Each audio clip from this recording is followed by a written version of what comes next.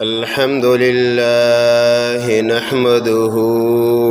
ونستعينه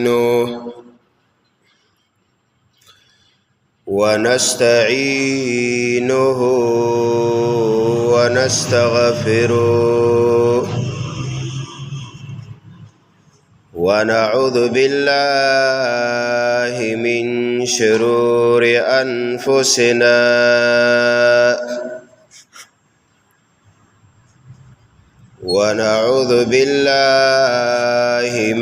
شرور أنفسنا ومن سيئات أعمالنا من يهده الله فلا مضل له ومن يضلله فلا هادي له وأشهد أن لا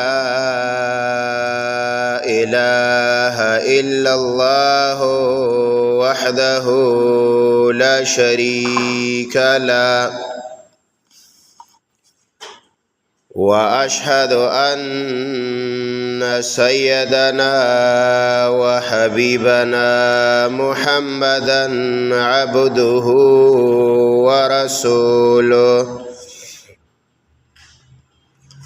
صلى الله تعالى عليه وعلى آله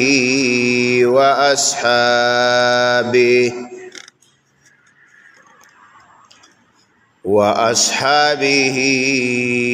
وبارك وسلم تسليما كثيرا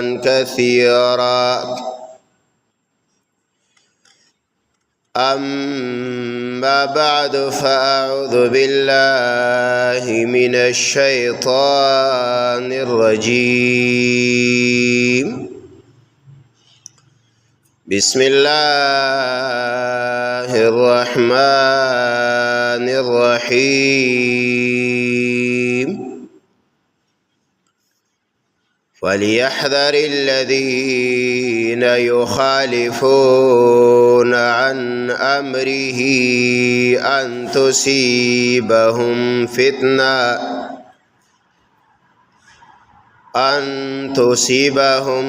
فتنة أو يصيبهم عذاب أليم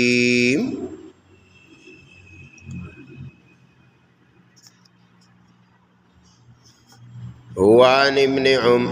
ابن عباس رضي الله تعالى عنه قال رسول الله صلى الله عليه وسلم لعن الله ستة: الزائد في كتاب الله والمكذب بقدر الله والمتسلط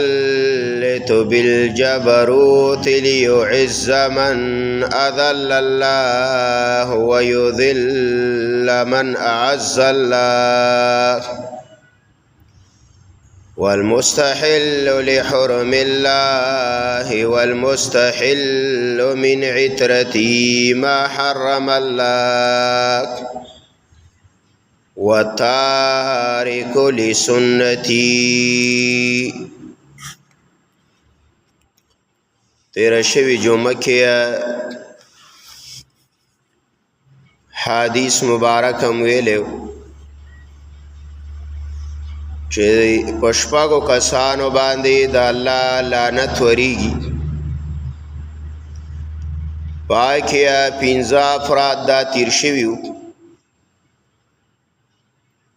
آخره آغا کسو چې آغا دا اللہ حرام حلال گنی او نننے آخره فردا پدے حدیث کی چی ذکر دے نو دا اللہ نبی فرمایا چې زما سنت پریدی په هغه انسان باندې د الله لعنت دی چې کوم انسان التارک لسنتی پری خودون کې ویا د رسول الله صلی الله علیه وسلم سنت لرا.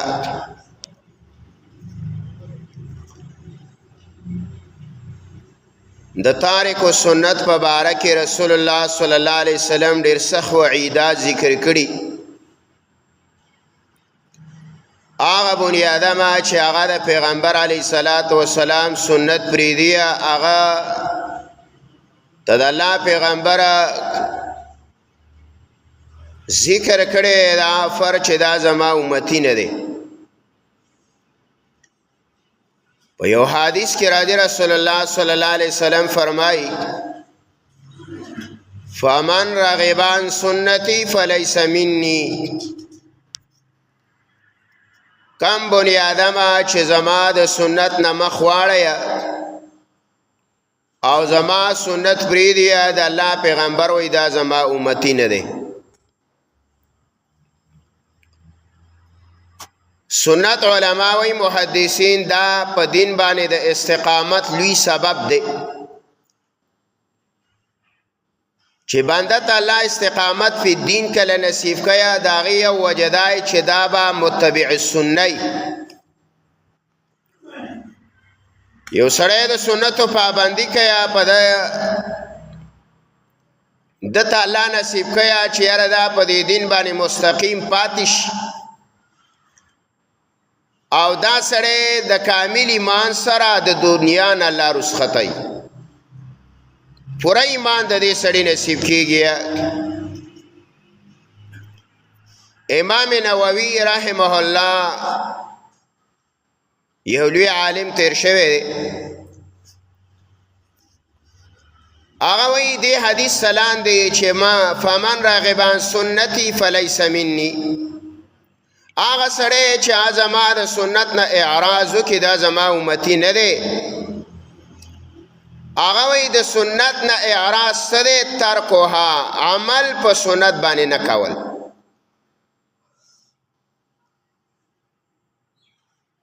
او وی وعدم العمل بها تکبرا واستهزاء وتعمدا.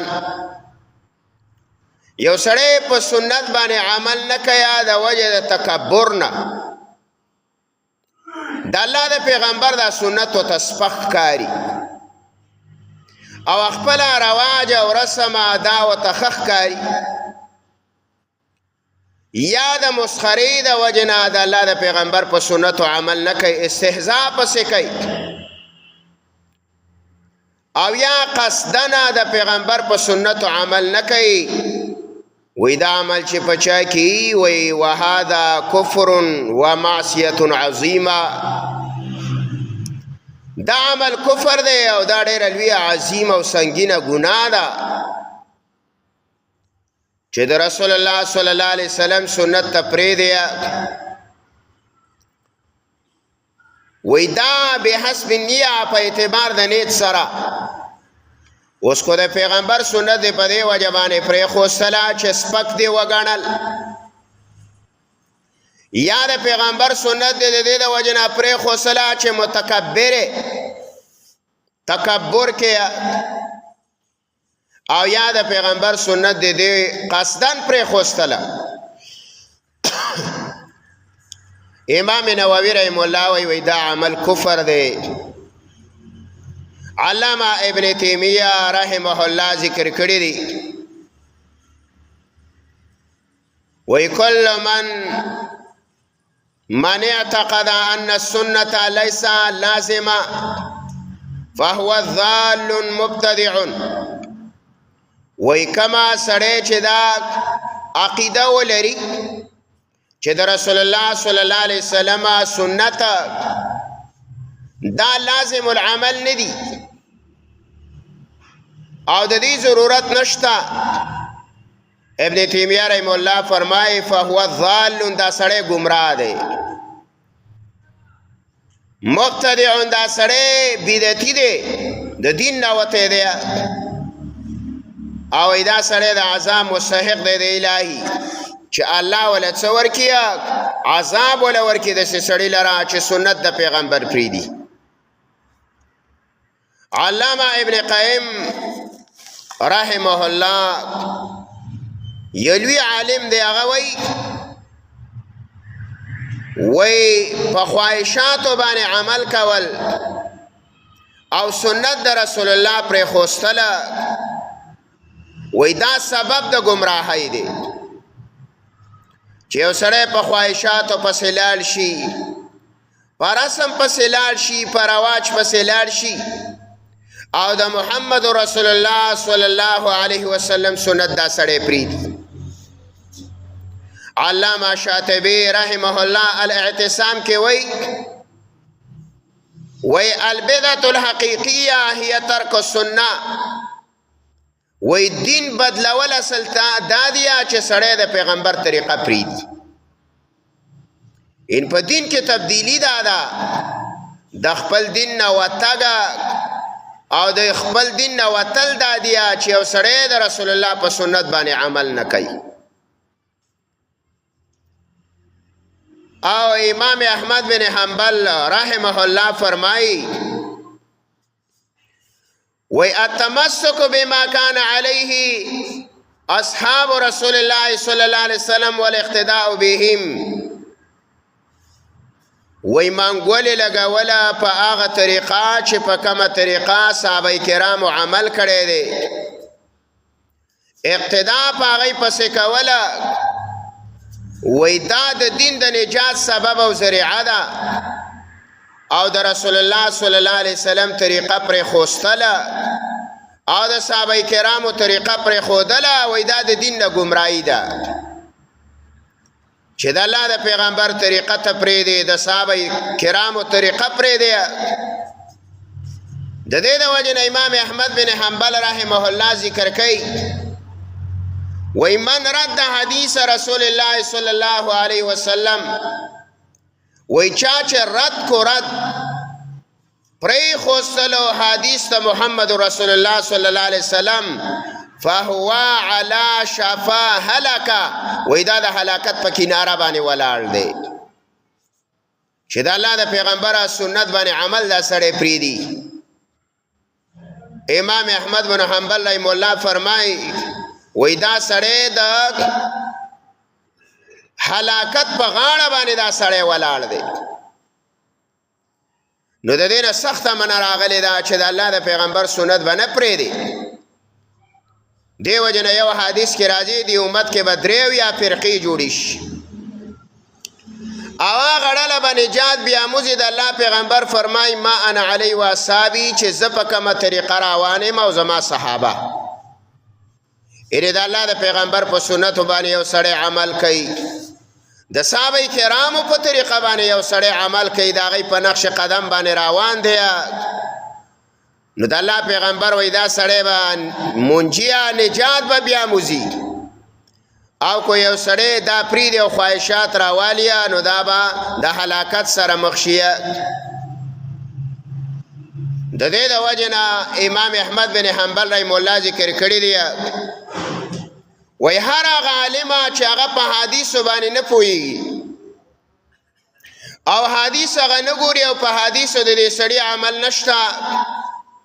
وی لا یصلح ان یفتى فی الدین، وی جایز نه ده چې د دې سړي فتوا دې په دین کې قبوله کړی شي چې دا د سنتو متبع نه دی، په سنتو باندې د دې سړي عمل نه دی.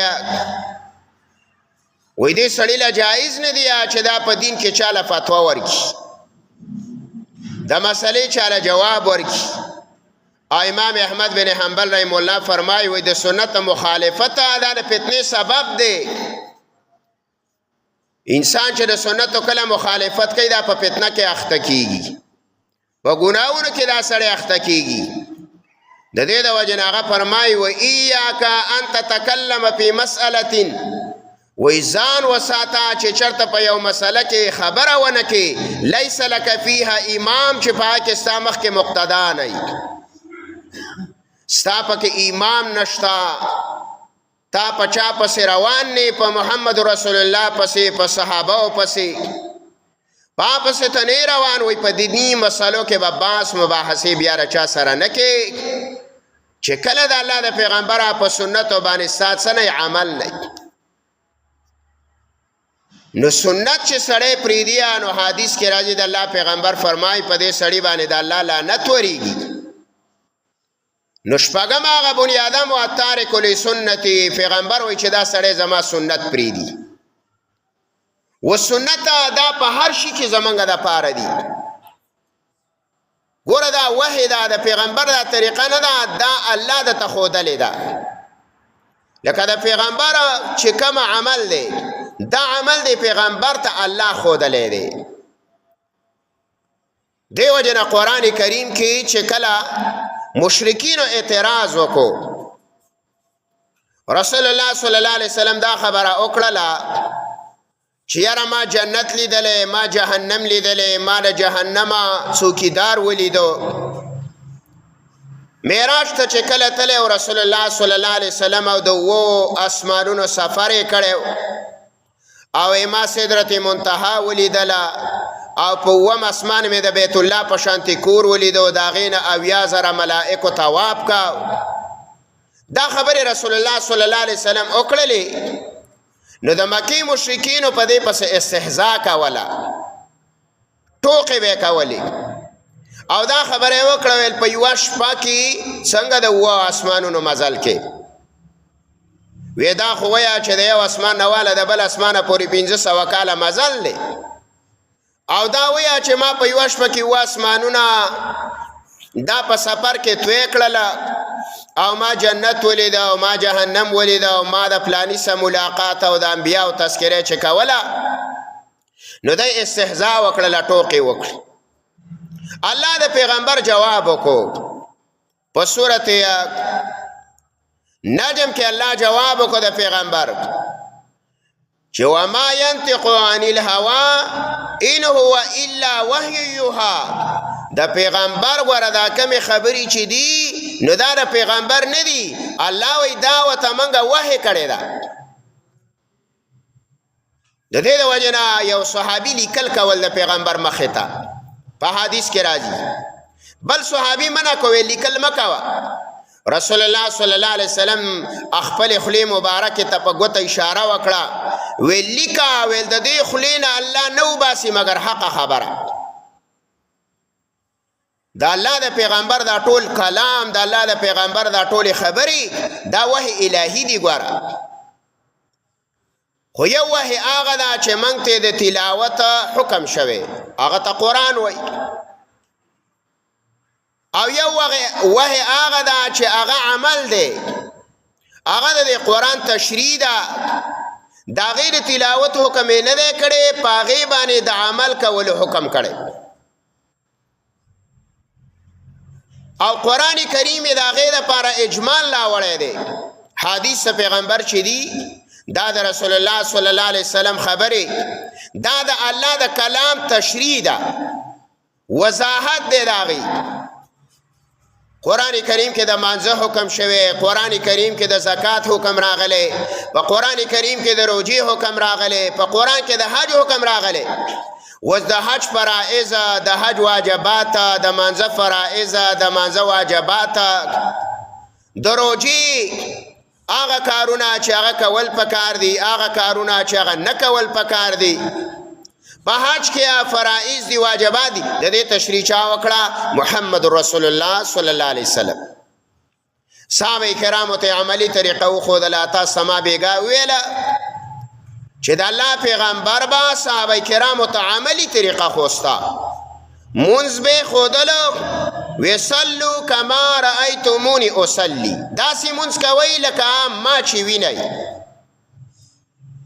دا او داسې طریقې صحابه کرامو ته برای راست وخوستله لوټې را وګوښتله او رسول الله سلم ته اودس وکړو وی هذا وضوئي دا زما اودس دی او زما نه چې مخکې څومره انبیا دنیا ته راغلي د هغو د اودس طریقه هم دا ده د الله پیغمبره تشریح د هر عمل دا امت مسلمه ته کړې ده نو د الله د نبی دا سنت چې دي نو دا وحی د اصل کې الله وی چې وما ينطق عن الهوى ان هو الا وحي يوحى. ګوره د پیغمبر دا خبرې دا د خپل ځان نه دي. الله وی د پیغمبر دا خبرې دا زما وحی دا ما وته کړي. د دې د وجه نه دا حدیث بیا په دوه قسمه. یو حدیث رسول الله صلی الله علیه وسلم هغه دی چې داغي الفاظ او داغي معنا من جانب الله ده، هغه ته حدیث قدسی وای. داغي الفاظ تلفظ چې کوم الفاظ یا د عربیت الف باتا د کم نه چې لفظ جوړ شوی دی، دا الفاظ هم د الله تر طرفه جبرئیل راشي او رسول الله ته ویا چې رب دا الفاظ وای او داغي مانم د الله تر طرفه. او یو هغه دی چې معنا د الله د پیغمبر په دماغو کې په زړه کې الله واچي او تلفظ په رسول الله کوي، هغه ته عام حدیث وای. د دې د وجه رسول الله صلی الله علیه وسلم فرمای تمسک بسنتی، زما په سنت باندې منګولې ولګوي، او تارک لسنتی، زما د سنت پر خوستون کې په د الله لعنت دی. عمر سخت خبره کوي دا ولې کوي؟ دا د پیغمبر عمل نه دی، دا وته الله وای.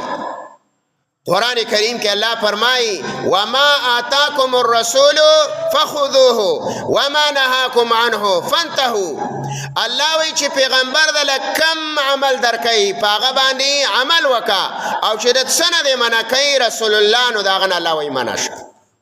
بس الله فیصله کړي، د الله د پیغمبر د اعمال فیصله الله کړي دا.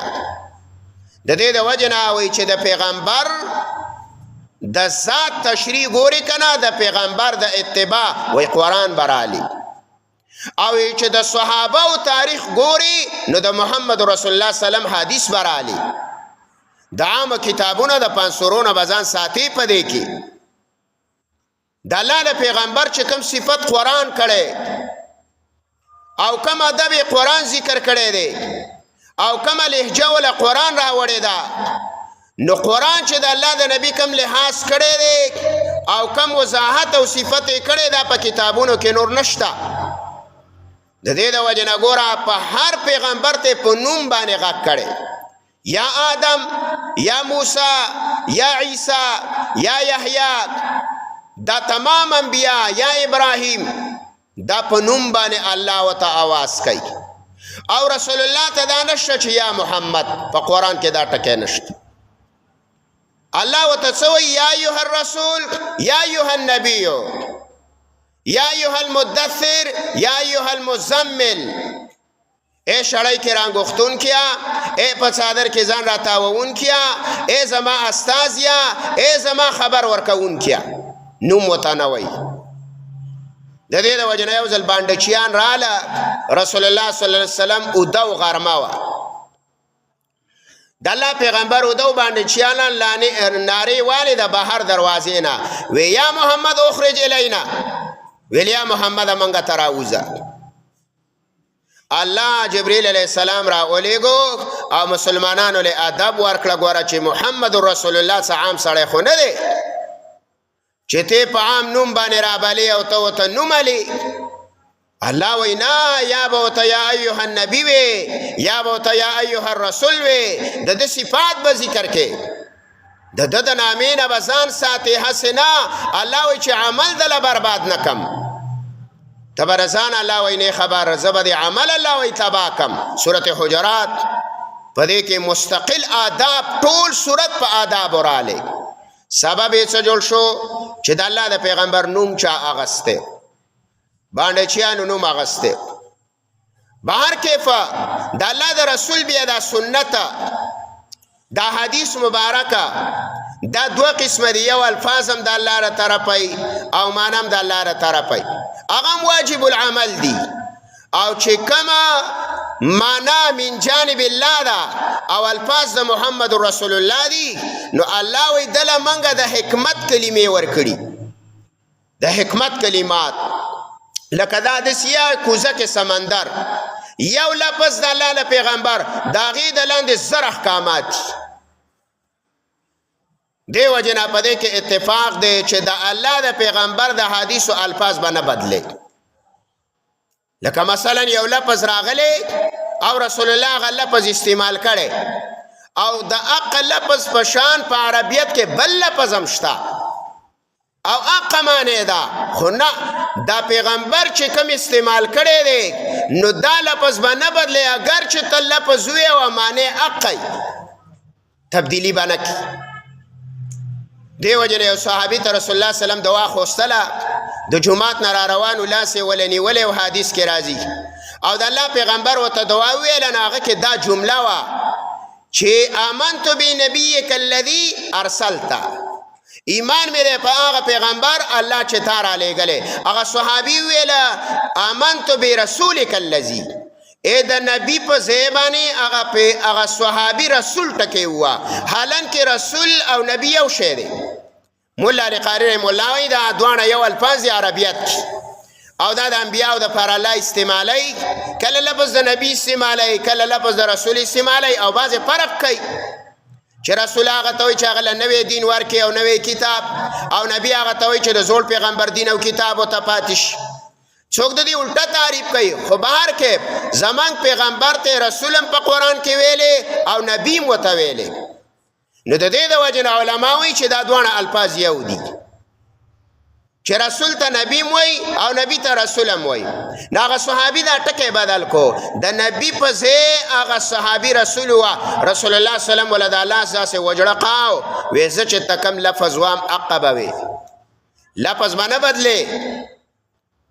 نو دا الله د پیغمبر د الفاظ نه دي، دا جوامع الکلم دي، دته جامع کلمات وای، جامع کلمات. دیو جنا علماء وای چې نقل بالمعنى، نقل بالمعنى دا ځان له یو مساله ده د حدیثو چې آیا د پیغمبر حدیث کومه معنی ده آیا هغه په خپل الفاظو کې نقل کولای شي په عربیت کې؟ نو د دې نه من راغلی وای نقل بالمعنى باندې کې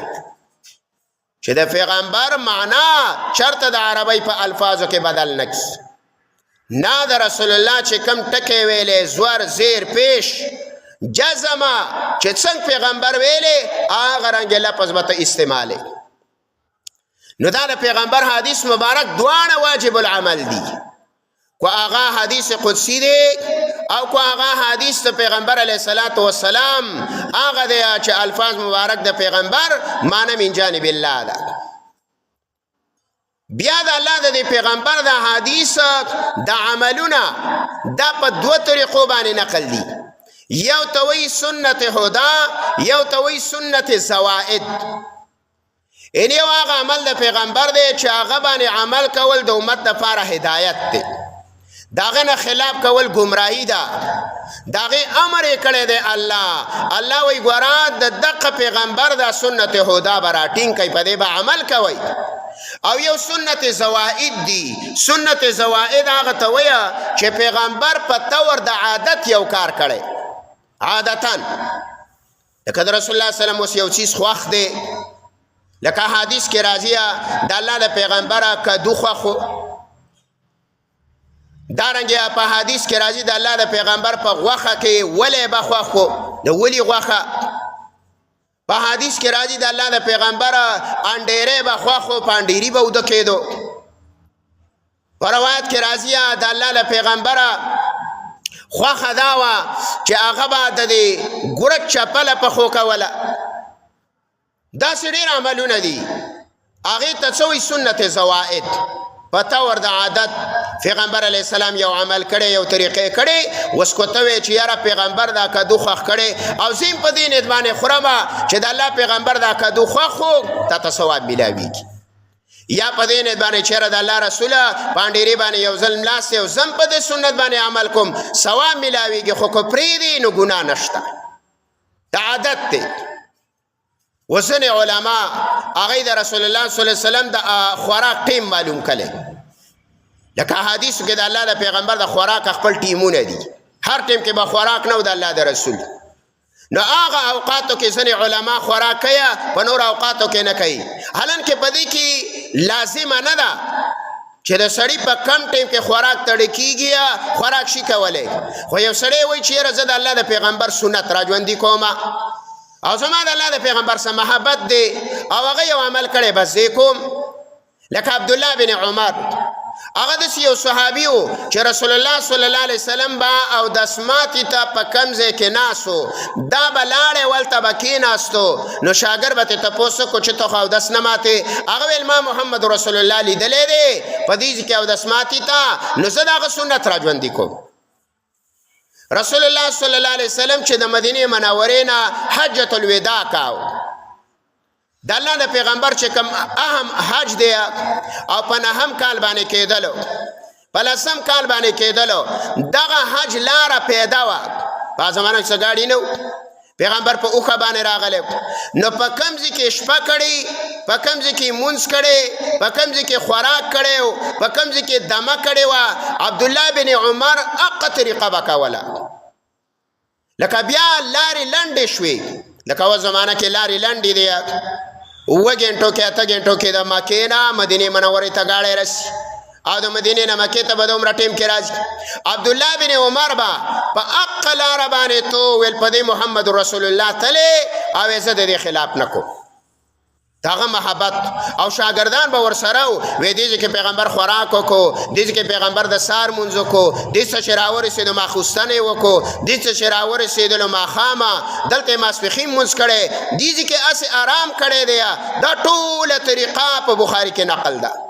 یو اوږد حدیث دی د عبدالله بن عمر نو ګوره په دې کې څه لازمه نه ده چې یو سړی دی که پیغمبر په کومه لاره تللی دا به ځي او یا رسول الله صلی الله علیه وسلم په کوم ځای کې خوراک کړی دا به کوي خو که یو سړی کوي ښه خبره ده او بل سنت هدا دي دا سنت هدا چې د الله پیغمبر وایي په هغه سړي د الله لعنت دی چې زما سنت پرېږدي د دې نه مراد سنت هدا دي سنت هدا پر خوستلو گنجایش ګوره نشته الله فلیحذر الذین الله وی ودیریږي هغه خلک چې د الله د رسول د سنتو خلاف کوي خلاف به د الله د پیغمبر د سنت نه کوي هغه لازم دي واجب الاتباع دی واجب پاکه مثلا د انسان شکل او صورت هم راځي پاکه د انسان لباس هم راځي پاکه د انسان د مونځه طریقه هم راځي چې پیغمبر موږ په څنګه طریقه مونږ کړي وس رسول الله صلی الله علیه وسلم خلی تدریز له وبا چلی د دې نه زیات نه دي آیا سړی و چې راز تاکید کوما او څلورو 15 ځله بغړغړه کوما نو دا اوس سنت خلاف د دې ته سنت هدا وای یو سړی و چې راز با په مانځ کې التحیات لله پس باندې به سورته فاتحه واما او یاره سورته فاتحه خو د قران عظیم او تویل او ډیلوی سورته ده دا د پیغمبر د سنت خلاف کوي دا سنت هدا دي د سره سره گمراه کیږي نو د سنت هدا د طریقې نه با خلاف نه کوي پاغه باندې بچکه عمل کوي او دا غیبه نشاندهی بیا آینده جمعه کې وکم الله دې د عمل کولو توفیق راکړي ربنا تقبل منا انك انت السميع العليم وتب علينا انك انت التواب الرحيم